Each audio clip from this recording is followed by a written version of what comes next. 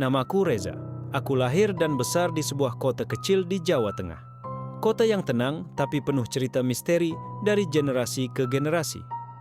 Di pinggiran kota, masuk ke kawasan kebun dan semak-semak liar, ada satu tempat yang dari dulu terkenal, angker, jembatan rel kereta api tua yang melintasi sungai besar, dalam dan cukup deras arusnya.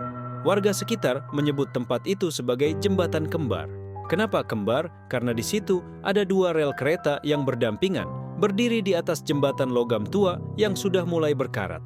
Tapi dari dua rel itu, cuma satu yang masih aktif dilewati kereta sampai sekarang. Satunya lagi udah lama tidak terpakai. Rel tua itu sudah penuh rumput liar, retakan, dan beberapa kayu bantalan relnya bahkan udah lepas. Tapi anehnya, warga sekitar masih jaga jarak dari rel itu. Mereka percaya ada sesuatu yang menunggu di sana. Sejak kecil, aku sering mendengar cerita dari orang tua, tetangga, bahkan tukang ojek yang mangkal di dekat pasar. Semua cerita selalu sama. Jangan main ke jembatan kembar, apalagi pas malam, apalagi kalau malam Jumat, apalagi kalau kamu bawa niat macem-macem. Kata mereka, banyak orang hilang atau kerasukan setelah main-main di situ. Tapi waktu itu, aku dan dua temanku, Rian dan Aldi, sedang di masa-masa paling nekat dalam hidup. Kami bertiga memang hobi bikin konten YouTube horor. Sering sekali keliling ke tempat angker untuk mencari pengalaman. Dan waktu itu, entah kenapa kami nekat pilih tempat itu. Padahal dari dulu aku sudah tahu tempat itu beda. Berbeda banget auranya. Kita tiba di sana pas malam Jumat Kliwon. Udara dingin, gerimis tipis baru aja reda. Jalan menuju jembatan itu sempit, cuma cukup untuk satu motor lewat. Samping kiri kanan cuman ilalang tinggi dan pohon bambu yang goyang terkena angin. Jam menunjukkan pukul 23.04. Kita berhenti sekitar 200 meter dari jembatan karena jalannya makin rusak. Jadi sisanya jalan kaki. Langkah kaki kita berat karena tanahnya agak lengket bekas hujan sore tadi. Aku membawa senter kepala dan pegang kamera utama. Rian memegang kamera infrared, sementara Aldi membawa alat perekam suara yang biasa kita pakai buat menangkap suara-suara aneh. Semakin dekat ke jembatan, udara semakin dingin. Tapi bukan dingin biasa. Ada rasa tidak nyaman yang tiba-tiba muncul, seperti dipelototin banyak mata yang tidak kelihatan. Sampai akhirnya kami berdiri di ujung jembatan. Rel aktif yang sebelah kanan masih terlihat bersih dan terawat, walau sepi. Tapi rel yang kiri beneran bikin merinding. Gelap, sunyi, berkarat, dan anehnya ada kabut tipis menggantung di atas relnya. Padahal di sekeliling nggak ada kabut sama sekali. Seolah-olah cuma rel itu yang bernafas sendiri. Kami mulai merekam. Aku buka dengan sapaan biasa, Aldi langsung rekam suasana sekitar sambil bisik-bisik, serem banget asli. Awalnya semuanya masih biasa. Sepi, sunyi, cuma suara jangkrik dan gemericik air dari sungai di bawah. Tapi sekitar 10 menit kemudian, kita dengar suara aneh. Suara kereta dari kejauhan. Semakin lama, semakin jelas. Kita semua langsung saling pandang. Itu suara kereta beneran nggak sih? Tanya Aldi. Aku mengangguk pelan, tapi langsung sadar ada yang janggal. Jadwal kereta terakhir lewat rel ini jam 9 malam. Sekarang sudah hampir tengah malam. Lebih aneh lagi, suara itu nggak datang dari rel aktif, tapi dari rel tua yang sudah puluhan tahun nggak dilewati kereta. Aku langsung matikan kamera utama dan dengarkan baik-baik. Suaranya makin dekat. Suara gesekan roda besi dengan rel, peluit panjang, dan dentuman logam seperti kereta tua yang ngos-ngosan. Tapi, waktu aku lihat ke arah suara datang, rel itu kosong. Kosong, tidak ada apa-apa. Padahal suara kereta masih jelas terdengar. Seperti ada kereta lewat tapi tidak kelihatan. Aku yakin ini bukan suara biasa, kata Rian pelan. Ini bukan kereta beneran. Aldi udah kelihatan panik. Dia mulai mengajak pulang, tapi aku masih penasaran. Aku bilang ke mereka, bentar, aku mau menyorot ke tengah jembatan. Dan saat aku arahkan senter ke sana, sumpah, dadaku langsung dingin. Di tengah jembatan, di antara kabut tipis itu, ada bayangan putih berdiri diam. Bayangan itu tinggi banget, lebih tinggi dari manusia normal. Sekilas seperti perempuan, rambutnya panjang banget, sampai hampir menyentuh rel. Dia berdiri tegak, diam aja, tapi auranya kuat banget, seperti menahan marah.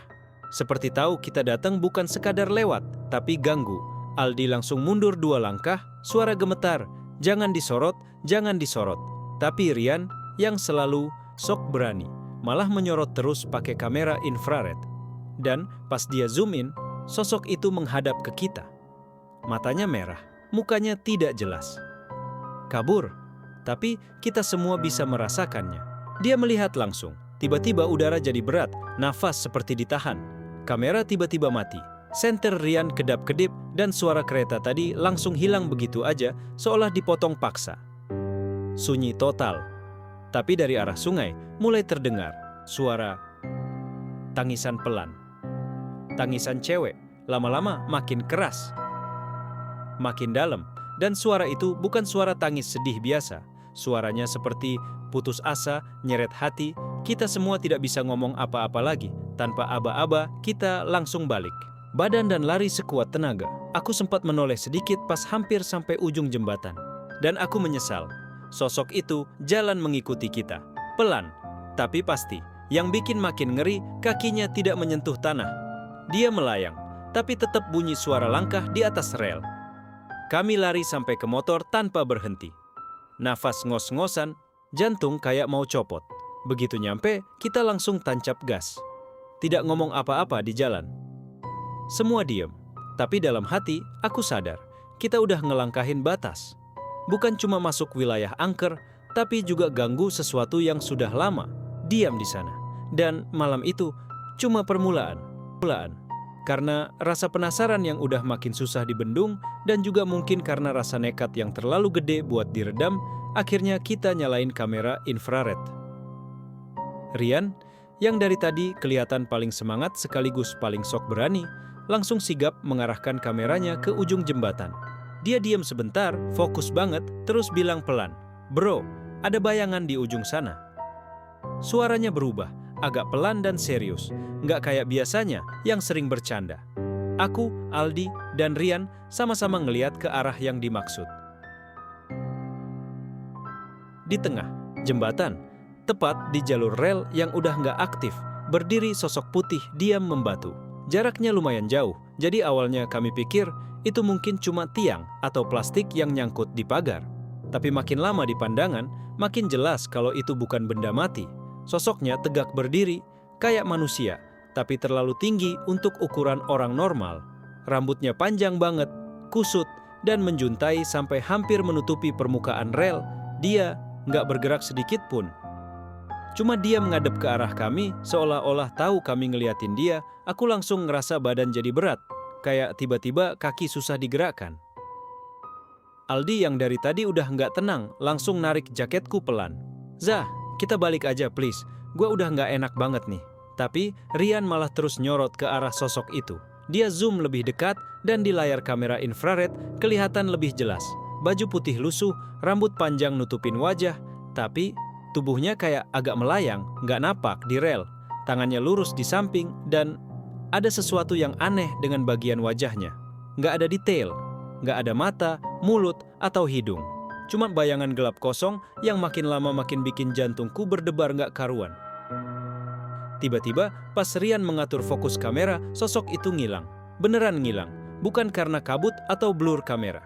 Di layar sebelumnya dia ada dan sekarang kosong. Kita semua terdiam beberapa detik, nahan napas. Tapi baru mau ngomong, dari bawah jembatan terdengar suara pelan banget. Suara tangisan. Awalnya cuma kayak gemericik air atau suara angin. Tapi makin lama makin jelas. Tangisan pelan, kayak suara cewek.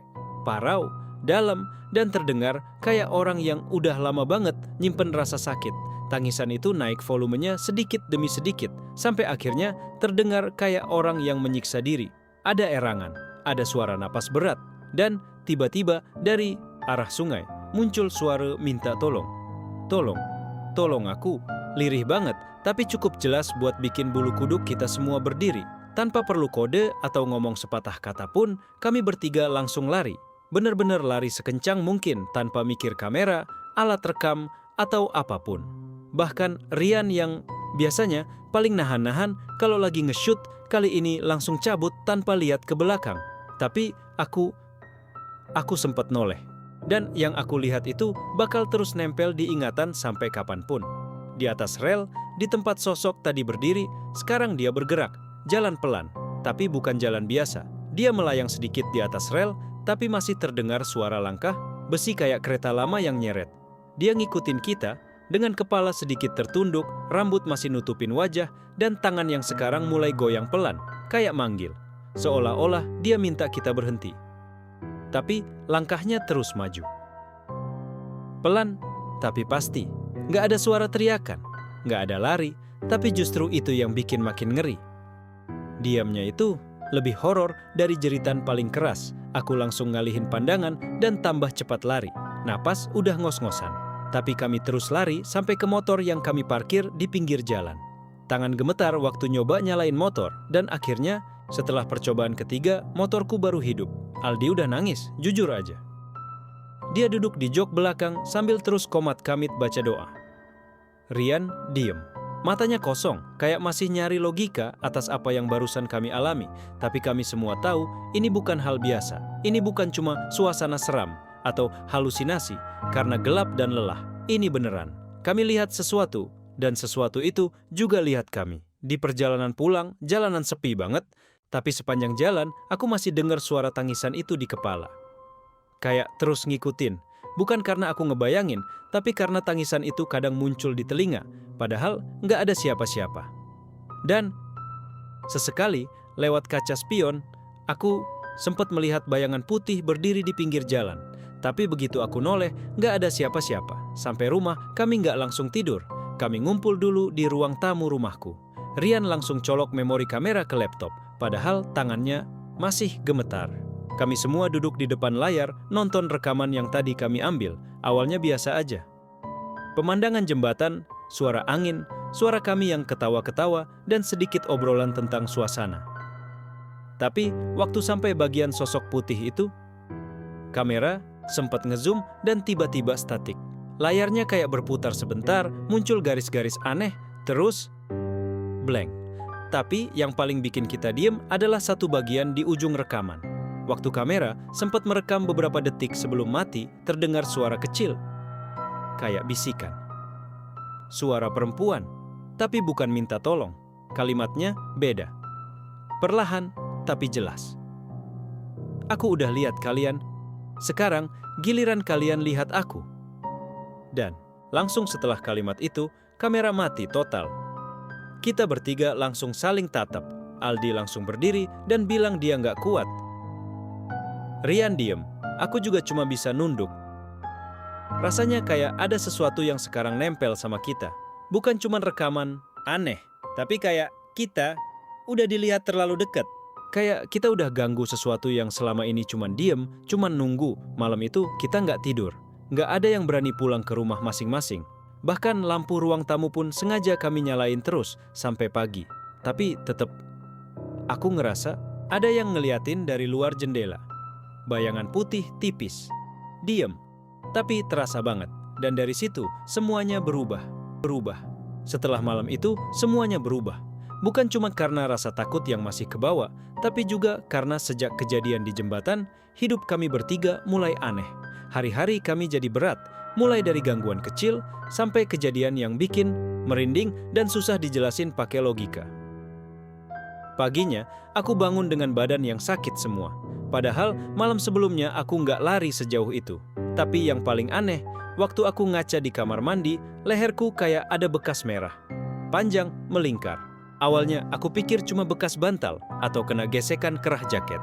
Tapi makin lama, bekas itu tambah jelas. Seolah-olah ada yang melilit leherku waktu aku tidur. Rasanya panas, kadang gatal, tapi pas disentuh malah dingin banget. Kayak es. Rian nelpon aku jam 11 siang, suaranya berat, kayak orang baru bangun, tapi nadanya juga cemas. Za, lu ngerasain hal aneh juga nggak? Aku langsung jawab, iya, bekas aneh di leher. Kenapa emang? Dia diam sebentar, terus bilang, gua mimpi aneh banget semalam, mimpi jembatan. Kita bertiga balik lagi ke sana, tapi gua doang yang bisa gerak. Lu sama Aldi diem di tengah jembatan, kayak orang kesurupan. Terus, ada suara cewek nangis dari bawah. Gue nyamperin ke pinggir jembatan dan pas gue lihat ke bawah, ada yang ngeliatin gue balik. Matanya merah. Dan dia bisik, "Balikin." Aku langsung diem. Rasanya jantung makin cepat, bukan karena mimpinya aja, tapi karena Aldi juga ngirim chat pagi itu. Dia bilang semalam dia mimpi digendong seseorang, tapi dia nggak bisa lihat wajahnya. Yang dia rasakan cuma dingin banget, kayak dibawa masuk kulkas, dan dia dengar suara yang sama. Cewek, pelan. Tapi kali ini lebih jelas katanya, "Kalian udah ambil yang bukan milik kalian. Masalahnya kita nggak ambil apa-apa. Kita cuma datang, ngerekam, dan pergi. Tapi entah kenapa, ada sesuatu yang mungkin kami bawa pulang tanpa sadar." Hari itu kami sepakat buat ketemu lagi di rumah Rian. Kita mutusin buat hapus semua rekaman, biar nggak nyebar. Tapi waktu kita nyalain laptop, filenya nggak bisa dihapus, selalu muncul error. Bahkan saat kita coba format ulang, memorinya tetap gagal. Rian panik, langsung cabut memorinya dan lempar ke lantai. Tapi anehnya, waktu memori itu jatuh, tiba-tiba semua lampu di rumah padam. Nggak ada suara apapun. Hening. Laptop mati, kipas angin berhenti, bahkan jam dinding juga berhenti. Dan di tengah keheningan itu, dari dalam kamar Rian, terdengar suara perempuan ketawa pelan. Ketawa pelan, serak, dan lambat. Bukan suara tawa. Biasa. Suaranya kayak orang yang puas, karena berhasil bikin kami takut. Kita langsung keluar dari rumah, ke halaman depan, sambil ngos-ngosan dan nahan diri biar nggak panik berlebihan. Aldi udah gemetaran, matanya berkaca-kaca. Rian diem. Aku cuma bisa duduk di teras, nahan napas. Kita nggak tahu harus ngapain. Tapi yang jelas, sejak malam itu, kita kayak disuruh buat ngebalikin sesuatu. Tapi apa? Besoknya kita coba cari jawaban. Kita datengin Pak Manto, salah satu warga tua yang tinggal dekat area jembatan. Dulu dia pernah kerja di perlintasan rel, dan katanya dia pernah ngalamin kejadian aneh juga. Begitu kita ceritain semuanya, mukanya langsung tegang. Dia diam lama banget sebelum akhirnya bilang, "Kalian masuk ke tempat yang nggak boleh dimasukin sembarangan. Rel yang satu itu bukan cuma rel mati, itu tempat peristirahatan. Banyak yang dikubur nggak utuh di bawahnya." Kita kaget. "Maksudnya dikubur?" tanya Rian. Pak Manto ngangguk pelan. Zaman dulu, pas zaman penjajahan Jepang, banyak warga yang dipaksa kerja paksa buat bangun rel itu. Tapi karena mereka capek, banyak yang mati di tempat, nggak dikubur layak. Cuma ditimbun di bawah rel dan dibiarkan. Rasanya tenggorokanku kering. Pak Manto lanjut, salah satu yang paling sering muncul itu, perempuan yang waktu itu diperkosa tentara Jepang dan dilempar dari atas jembatan. Dia meninggal di sungai, tapi sejak saat itu, banyak yang lihat dia naik ke rel, nyari tubuhnya sendiri. Kami semua diam. Rasanya nggak ada yang bisa ngomong apa-apa. Pak Manto cuma bilang satu hal sebelum kami pamit. Kalau kalian ganggu dia, harus minta maaf langsung. Kalian harus kembali ke sana, bawa sesuatu yang bisa jadi simbol permintaan maaf. Dan jangan sendirian, harus bertiga, kayak waktu kalian datang. Itu hal terakhir yang pengen kami lakukan, jujur aja. Tapi makin ditunda, makin sering gangguan, itu terjadi. Suara ketawa di kamar, bau amis dari kamar mandi, dan yang paling parah, Aldi sempat kesurupan. Di rumahnya sendiri, ibunya bilang malam-malam Aldi bangun dan berdiri di depan cermin. Dia ngomong pakai suara pelan banget, "Aku udah nemuin mereka, tapi mereka belum minta maaf." Dan setelah kejadian itu, kita semua tahu, kita harus balik. Nggak ada pilihan lain. Malam itu, kami sepakat untuk kembali ke jembatan. Sebenarnya, nggak ada yang benar-benar siap. Tapi kalau terus didiemin, gangguan itu makin parah. Aku sempat dengar suara ketukan di jendela kamarku 2 malam berturut-turut. Padahal kamarku ada di lantai 2. Aldi bilang, dia kebangun tengah malam dan lihat bayangan putih duduk di ujung ranjangnya. Rambut panjang banget, kayak hampir nyeret lantai. Dan Rian, dia mimpi yang sama 3 malam berturut-turut. Mimpi cewek itu berdiri di rel, nunjuk ke arahnya, terus bilang, "Balikin." Kami bertiga akhirnya kumpul sore hari. Masing-masing bawa sesuatu. Aldi bawa bunga melati dan kemenyan. Rian bawa kain putih dan sisa dupa dari rumah kakeknya. Aku bawa air bunga dan tanah dari halaman rumah, sesuai saran Pak Manto.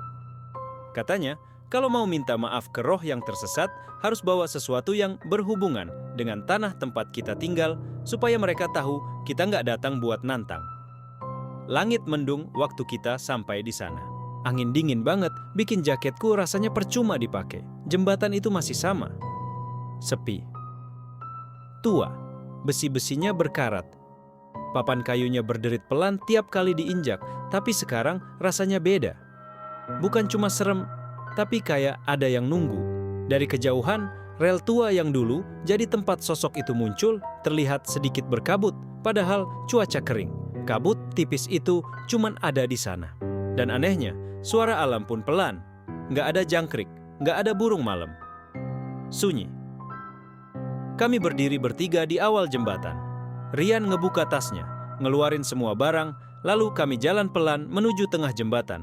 Tepat ke tempat pertama kali, sosok itu muncul. Di tengah-tengah, kami berhenti. Aku taruh tanah dan air bunga. Aldi naruh bunga melati dan nyalain kemenyan. Rian buka kain putih, letakin di atas rel, dan bakar dupa kecilnya. Asapnya naik perlahan, muter pelan kayak ditiup, angin yang nggak kelihatan.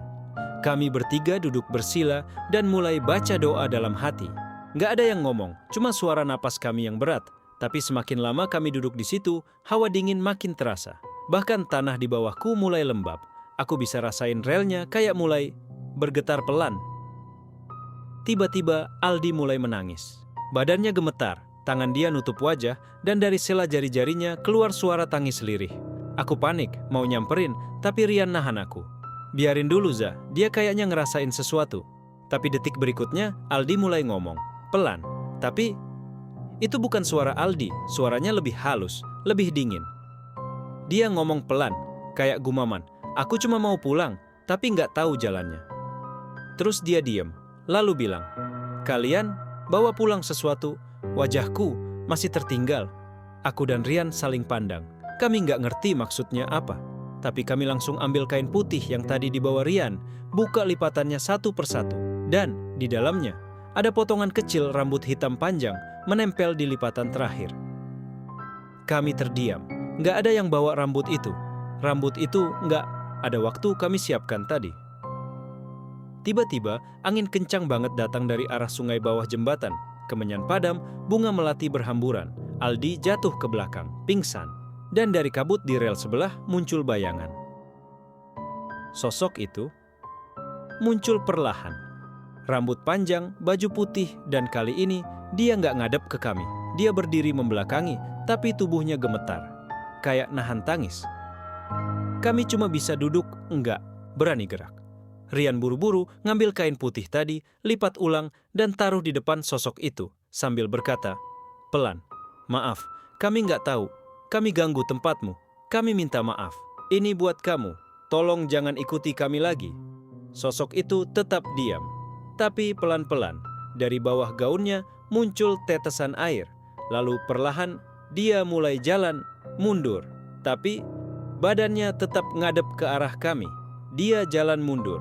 Dengan kaki nggak nyentuh tanah, masuk ke dalam kabut. Dan tepat sebelum kabut itu hilang, aku lihat wajahnya. Kosong. Tanpa mata, hidung, atau mulut. Tapi aku tahu, dia nangis. Air mata itu nyata, menetes tanpa suara. Dan setelah itu, dia hilang. Semua hening, angin berhenti. Kabut sirna. Kemenyan yang tadinya mati, menyala kembali. Kami duduk di sana beberapa menit, nunggu sampai Aldi sadar. Waktu dia bangun, dia cuma bilang satu hal. Dia udah pulang. Malam itu kami tinggalkan semua barang di rel.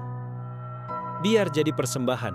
Kami jalan pulang tanpa kata-kata, tapi dalam hati, entah kenapa rasanya lebih ringan.